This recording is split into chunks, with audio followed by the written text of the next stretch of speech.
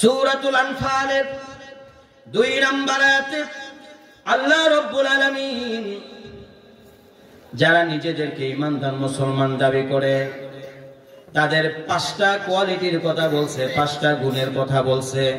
এই 5টা গুণ যদি তাদের ভিতরে যথার্থ রূপে থাকে তাহলে তারা সত্যিকারের মুমিন। তাদের জন্য আল্লাহ তাআলা পুরস্কার রাখছেন 3টা। জোরে বলেন কয়টা? 3টা। মুমিন মুসলমানের গুণ হলো 5টা। গুণ কয়টা? একবারে শর্টকাটে কয়ে দেব। কয় গুণ? যারা নিজেদেরকে মুমিন দাবি করে তাদের ভিতরে গুণ থাকবে 5টা। এই 5 গুণে যদি গুণান্বিত হওয়া যায় আল্লাহ তাআলা পুরস্কার ঘোষণা করছেন 3টা। জোরে কোন কয়টা? 3টা পুরস্কার আল্লাহ রাব্বুল আলামিন দান করবে। এই আয়াতের ব্যাখ্যার ভিতর আছে तमाम পৃথিবীতে যত মানুষ আছে সব মানুষ 3 দলে বিভক্ত। জোরে বলেন কয় দলে? আওয়াজ না করলে কথা বলা যাবে না। কয় দল? 3 দলে বিভক্ত। একদল মুমিন, আল্লাহু আকবার জোরে বলেন। একদল মুমিন, আরেকদল হলো কাফের, আরেকদল হলো মুনাফিক। আছে না নাই? মুমিন, কাফের আর হলো মুনাফিক। আর আল্লাহ তাআলা এই 3 দলের জন্য 3টা সূরা রাখছেন 3 নামে। মুমিনদের জন্য একটা সূরা আছে সূরাতুল মুমিনুন। আছে না নাই? আবার কাফেরদের জন্য একটা সূরা আছে সূরাতুল কাফিরুন। আবার মুনাফিকদের জন্য একটা সূরা আছে সূরাতুল মুনাফিকুন। तमाम পৃথিবীর মানুষ 3 দলে বিভক্ত, এছাড়া আর কোনো দল নেই। মুশরিকদের কথা বলবেন, মুশরিকরা কাফেরদের অন্তর্ভুক্ত। 3 দলে বিভক্ত মানুষগুলার গন্তব্য 2টা, রাস্তা মাত্র 2টা। কয়টা? ফারিকুন ফিল জান্নাতি ওয়া ফারিকুন ফিস সাঈর। একটা দল হলো জান্নাতি দল, আরেকটা দল হলো জাহান্নামী দল। 2 দল। এই 3 দলে বিভক্ত মানুষগুলার রাস্তা হলো 2টা, একটা জান্নাতের রাস্তা আর একটা জাহান্নামের রাস্তা। এছাড়া তৃতীয় আর কোনো রাস্তা নাই। আছে নাকি? আমরা সবাই জান্নাতে যাইতে চাই, কথা কোন ঠিক কিনা? জান্নাতে যাওয়ার জন্য মুমিন হওয়া লাগবে। আর মুমিন যদি নিজেদেরকে দাবি করে আমাদের ভিতরে 5টা কোয়ালিটি থাকতে হবে। আল্লাহ রাব্বুল আলামিন সূরাতুল আনফালের 2 নম্বর আয়াতে বলেন, ইন্নামাল মুমিনুনা আল্লাযীনা ইযা যুকিরাল্লাহু ওয়াজিলাত কুলুবুহুম।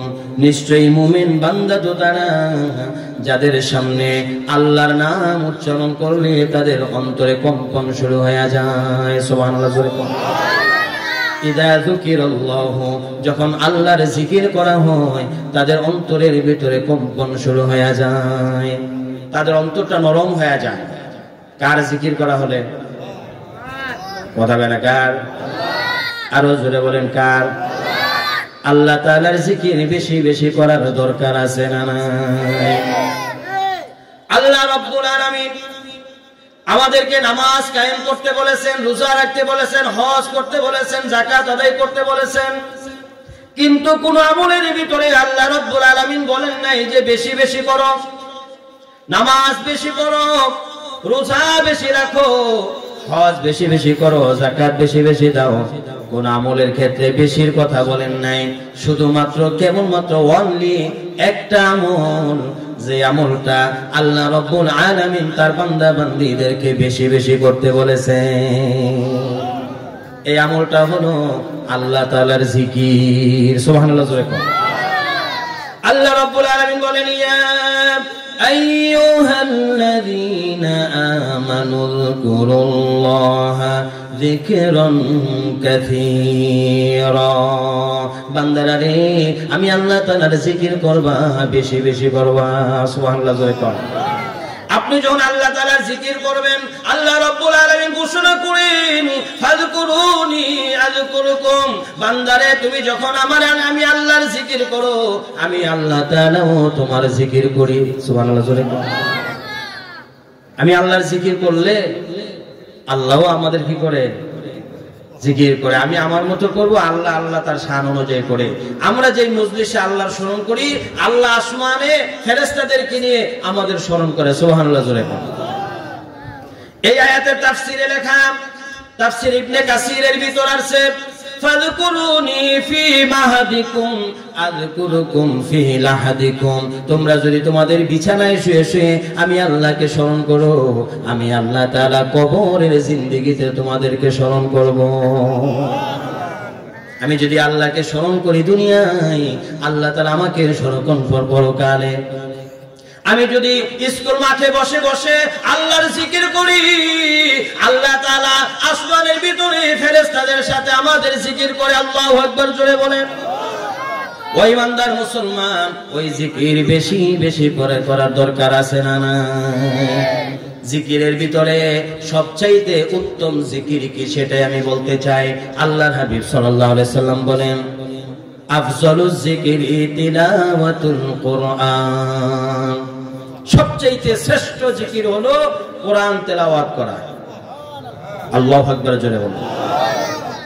কোরআন তেলাওয়াত করা সবচেয়ে শ্রেষ্ঠ জিকির।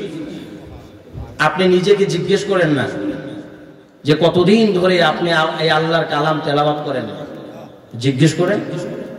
অনেকে আনসার দিবে যে হুজুর রমজান মাসে পড়ছিলাম, আরেক রমজান অলরেডি আইসা পড়ছে, এই এক বছরে আমি আর কোরআন তেলাওয়াত করি নাই।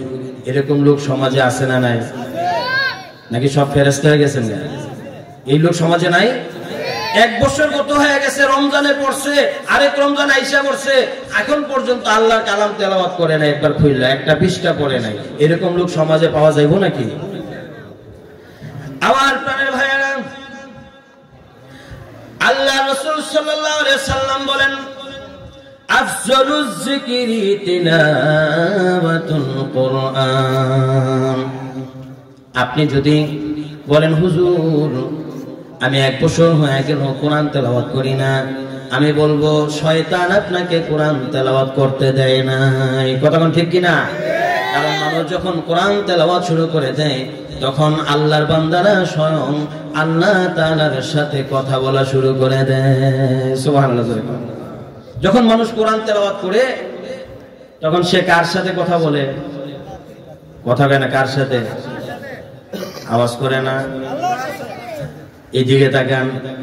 মানুষ যখন তেলাওয়াত শুরু করে দেয়, তখন সে কার সাথে কথা বলে? আমরা যদি আল্লাহ তাআলার সাথে কথা বলতে চাই, তাহলে বেশি বেশি কোরআন তেলাওয়াত করার দরকার আছে না নাই? কিন্তু দুঃখের বিষয় হলো, ভালো করে শুনেন, একটা সময় ছিল যেই সময় কোরআনুল কারীম খুঁজে পাওয়া যাইত না। আল্লাহ রাসূলের জমানায় কোরআনুল কারীমের একটা কপিও পৃথিবীর জমিনে ছিল না। কোরআনের আয়াতগুলা সূরাগুনা পাথরের ভিতরে লেখা ছিল, গাছের পাতায় লেখা ছিল, হরিণের চামড়ায় লেখা ছিল। আল্লাহর হাবিব চলে যাওয়ার পরে হযরতে খলিফা আবু বকর সিদ্দিক রাদিয়াল্লাহু তাআলা আনহুর জমানায় মহাগ্রন্থ কোরআনুল কারীমের একটা মাত্র কপি ছিল। ওমর রাদিয়াল্লাহু তাআলা আনহুর জমানায় 60টা কোরআনের কপি ছিল। ওমর রাদিয়াল্লাহু তাআলা আনহু খেলাফতের কালে কোরআনুল কারীমের 60টা কপি 7 রাষ্ট্রের ভিতরে তিনি পাঠিয়ে দিয়েছিলেন।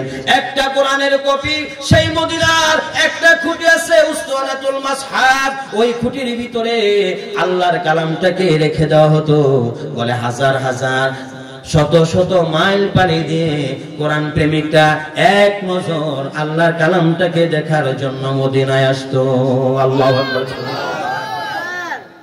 এমন অনেক ইতিহাস আছে, আল্লাহর কালাম দেখা অনেক কোরআন প্রেমিক সাথে সাথে অজ্ঞান হয়ে জমিনে পড়ে গেছে। আল্লাহু আকবার। হায়রে, সেই যুগটা কেমন ছিল যেই যুগের ভিতরে মানুষ কোরআন খুঁজে পাইতো না, কারণ কোরআনের কপি তখন কম ছিল। এখনের মতো ছাপাইবার মতো মেশিন তৎকালীন যুগে আবিষ্কার করা হতো না, তখন হাতে লিখে লিখে কোরআন তৈরি করা হতো। বলে সেই জমানায় কোরআনের কপি খুঁজে পাওয়া যেত না। দুঃখের বিষয় হলো এখন বর্তমানে মসজিদগুলোতে কোরআন শরীফের অভাব নাই, মসজিদের তাকের ভিতরে কোরআন শরীফের অভাব নাই। আপনার আমার ঘরের ভিতরে আলমারির ভিতরে শোকেসের ছাদে কোরআনুল কারীমের কপির অভাব নাই। কিন্তু দুঃখের বিষয় হলো কোরআন শরীফ পড়ার মতো লোক বর্তমান সমাজে নাই। ঠিক কিনা কথা? তখন কোরআনকে মহব্বত করার লোকের পরিমাণ বেশি ছিল, কোরআনের কপি কম ছিল। আর এখন কোরআনের কপি বাড়ছে, কিন্তু কোরআনকে তেলাওয়াত করার, কোরআনকে মহব্বত করার লোকের সংখ্যা বাড়ছে না কমছে?